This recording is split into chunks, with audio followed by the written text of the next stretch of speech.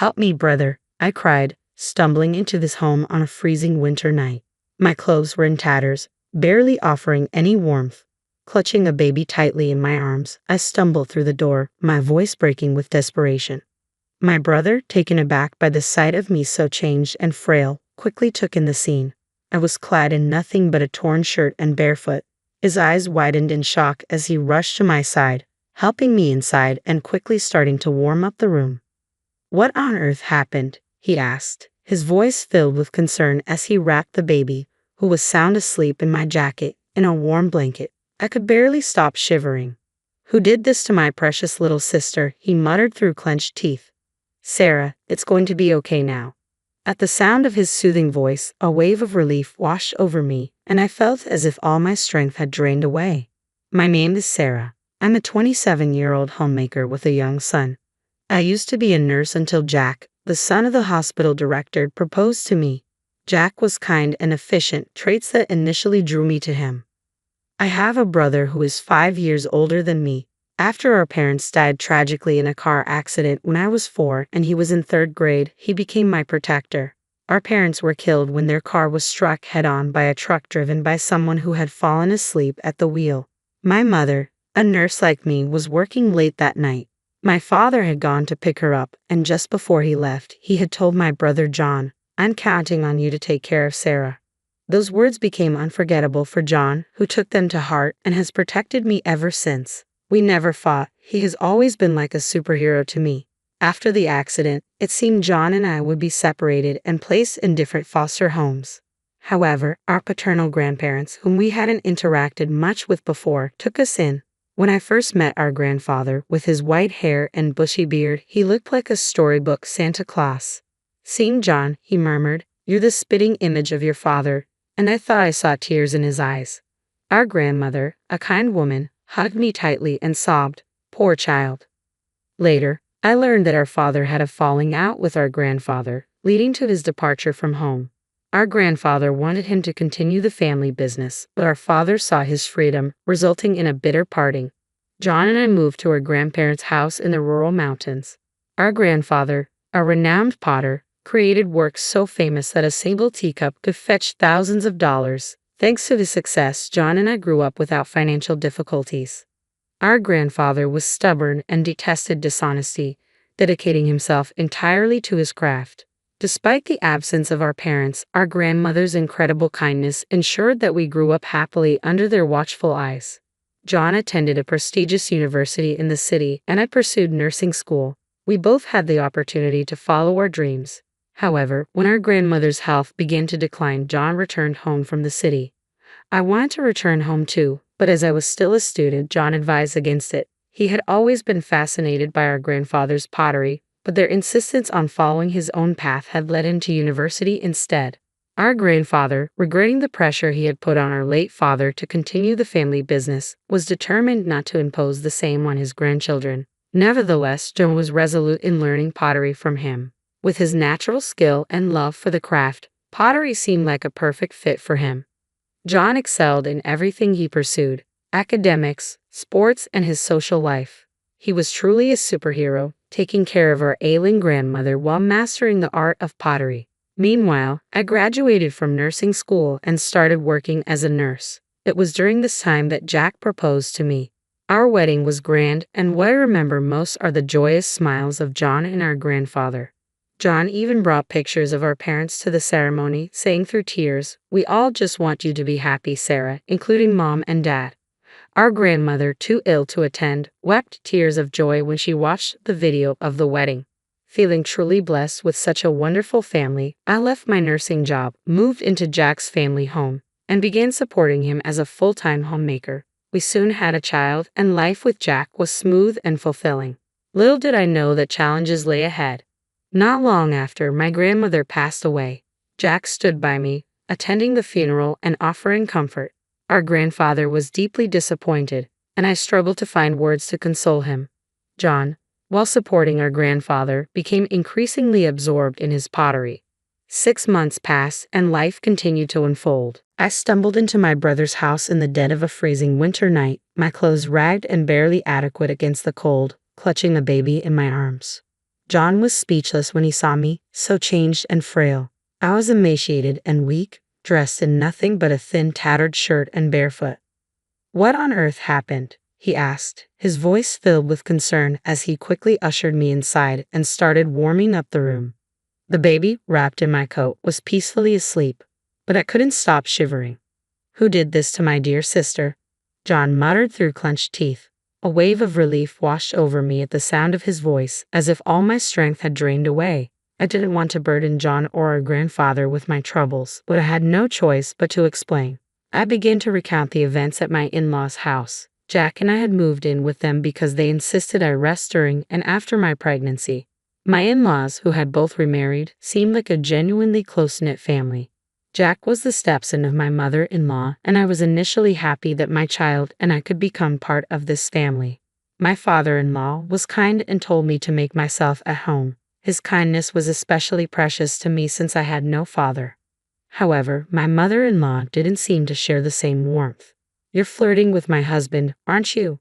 You disgusting woman," she would say, starting to harass me whenever my father-in-law wasn't around. Her taunts were cruel.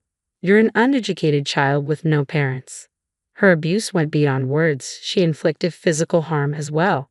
She'd spill boiling water in my direction, plant pins in my meals, and even try to push me down the stairs. It felt life-threatening.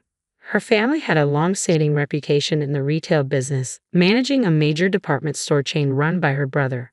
"Your background is miles apart from mine," she would sneer.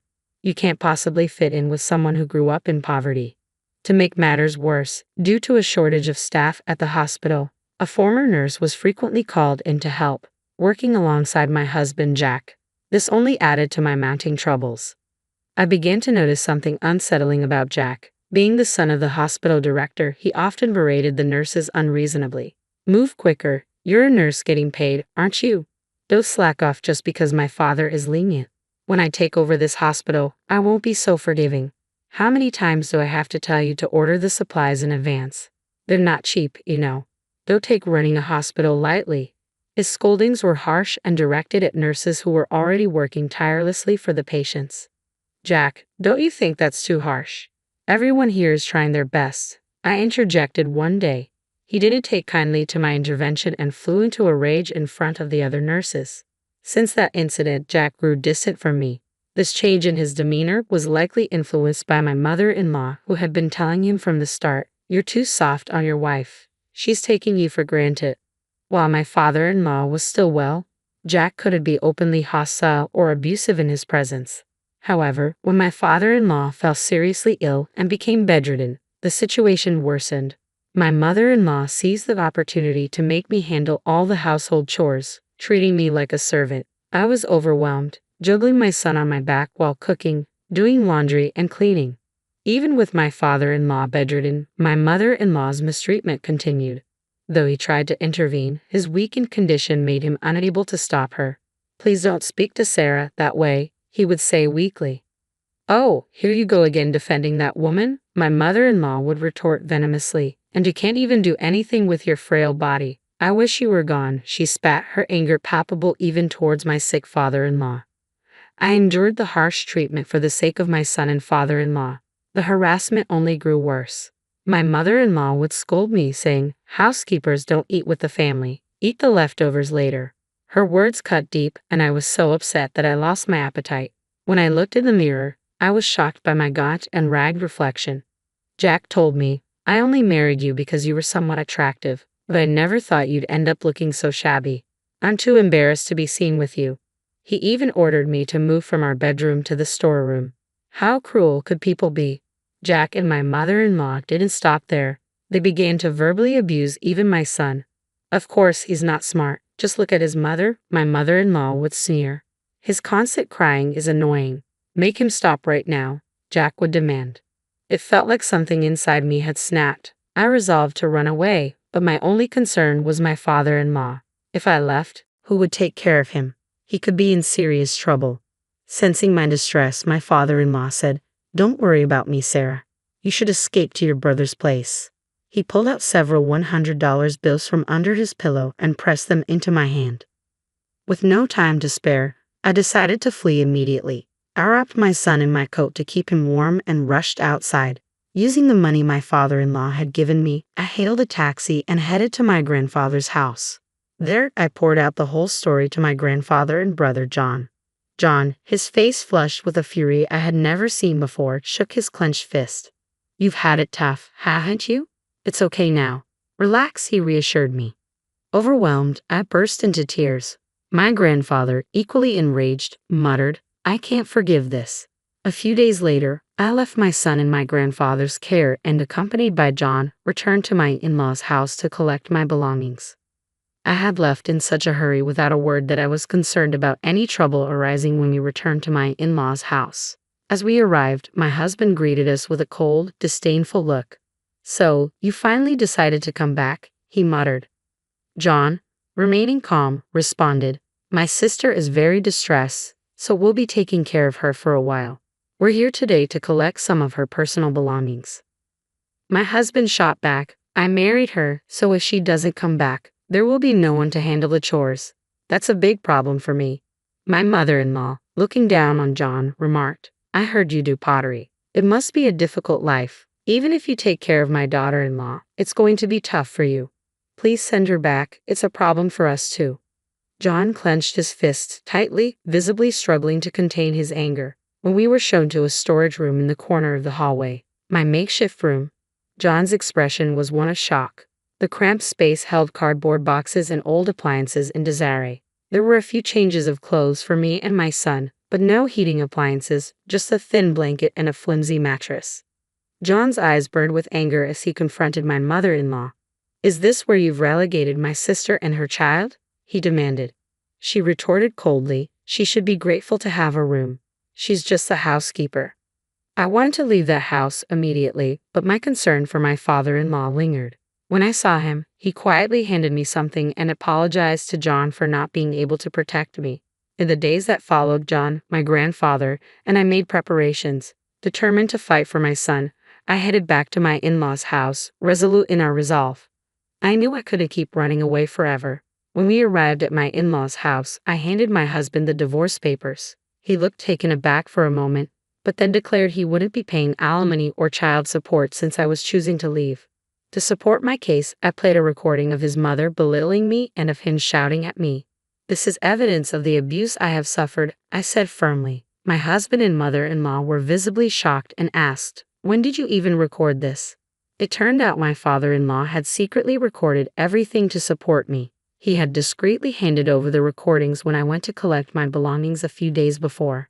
John, who had graduated from law school and passed the bar exam while helping our grandfather with his pottery, had advised me that I could get a divorce since my husband was clearly at fault. John had been actively practicing law to assist those in need within our community, and he promised to fight for me with everything he had. My wheelchair-bound father-in-law arrived and handed the divorce papers to my mother-in-law. He had also recorded all the verbal abuse he had endured and was ready to divorce as well. He preferred living in a care facility over staying with my mother-in-law. Upon hearing this, my mother-in-law burst into laughter. "All right, go ahead and divorce me. I'll return to my brother's house and go back to my luxurious life," she said dismissively. At that moment, my grandfather made a call. "I'll terminate any contracts with a family like this," he declared. It turned out that the major department store run by my mother-in-law's brother was on the brink of bankruptcy. He had been eager to secure a deal to exhibit and sell my grandfather's renowned pottery and was close to finalizing it immediately. A call came from my mother-in-law's brother, the department store owner, severing their ties. My mother-in-law's face turned pale, and she sank to her knees. The gravity of her situation finally hit her, and she began to beg. "Please forgive me. I was out of line. I have nowhere else to go. Please let me stay here. Sarah, I'm sorry. Please forgive me." There was no way we could forgive her now. We all looked on coldly as she wept.